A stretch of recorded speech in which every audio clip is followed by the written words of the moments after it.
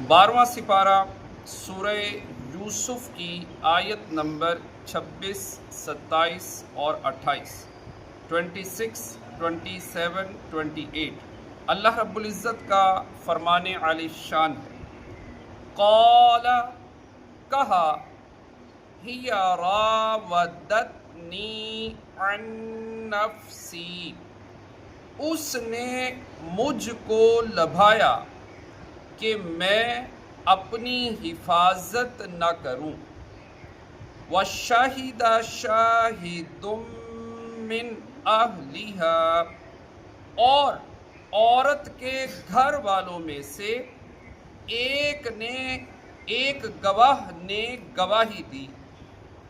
إِن كَانَ قَمِيصُهُ قُدَّ مِن قُبُلٍ، اگر ان کا کرتا آگے سے چرا ہے، فَصَدَقَتْ، تو عورت سچی ہے، وَهُوَ مِنَ الْكَاذِبِينَ، اور انہوں نے غلط کہا۔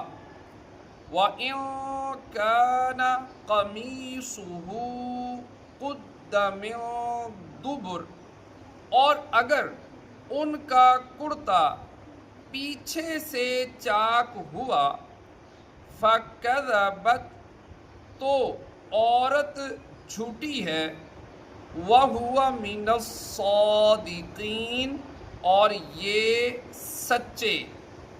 فَلَمَّا رَأَىٰ قَمِيصَهُ قُدَّ مِن دُبُرٍ، پھر جب عزیز نے اس کا کرتا پیچھے سے چرا دیکھا، قال، بولا، انہ من کیدکن، بے شک یہ تم عورتوں کا چرتر ہے، ان کیدکن عظیم، بے شک تمہارا چرتر بڑا ہے۔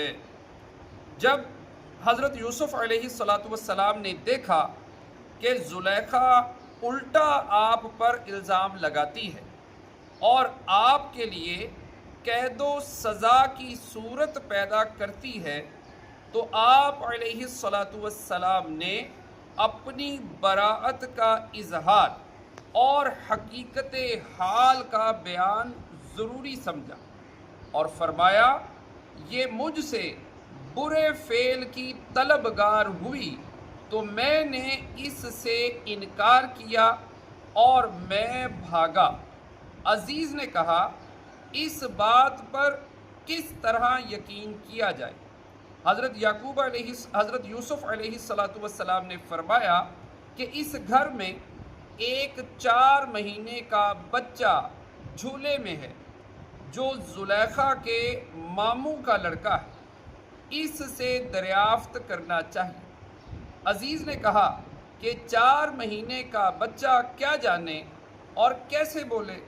حضرت یوسف علیہ السلام نے فرمایا کہ اللہ تعالیٰ اس کو گویائی دینے اور اس سے میری بے گناہی کی شہادت ادا کرا دینے پر قادر ہے۔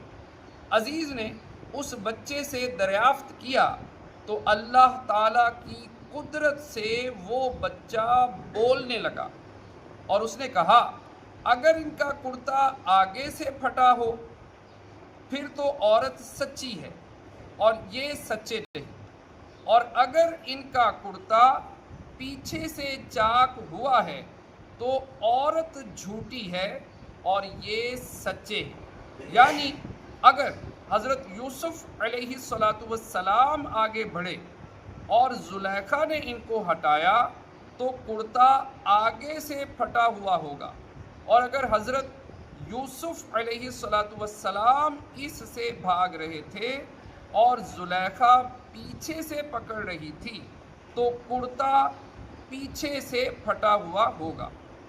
اس واقعے سے سرکار دو عالم صلی اللہ تعالیٰ علیہ وآلہ وسلم کی شان بھی معلوم ہوئی کہ جب حضرت یوسف علیہ السلام پر تہمت لگی تو ان کی پاکیزگی کی گواہی بچے سے دلوائی گئی۔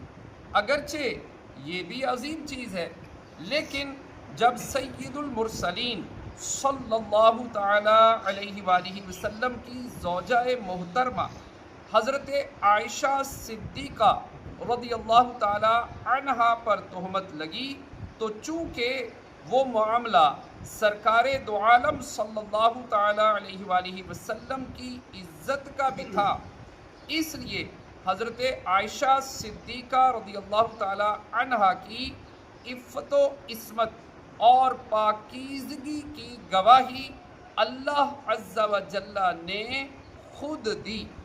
مفتی احمد یار خان نعیمی رحمۃ اللہ تعالی علیہ فرماتے ہیں، خیال رہے کہ چند شیر خوار بچوں نے کلام کیا۔ نمبر 1 حضرت یوسف علیہ السلام کا یہ گواہ۔ نمبر 2 ہمارے پیارے آقا صلی اللہ تعالی علیہ وآلہ وسلم کہ آپ صلی اللہ تعالی علیہ وآلہ وسلم نے پیدا ہوتے ہی حمد الہی کی۔ نمبر 3 حضرت عیسیٰ علیہ السلام۔ نمبر 4 حضرت مریم رضی اللہ تعالی عنہا۔ نمبر 5 حضرت یحییٰ علیہ السلام۔ نمبر 6 حضرت ابراہیم علیہ السلام۔ نمبر 7 اس عورت کا بچہ جس پر زنا کی تہمت لگائی گئی تھی اور وہ بے گناہ تھی۔ نمبر 8 خندق والی مصیبت زدہ عورت کا بچہ یعنی اصحاب اخدود۔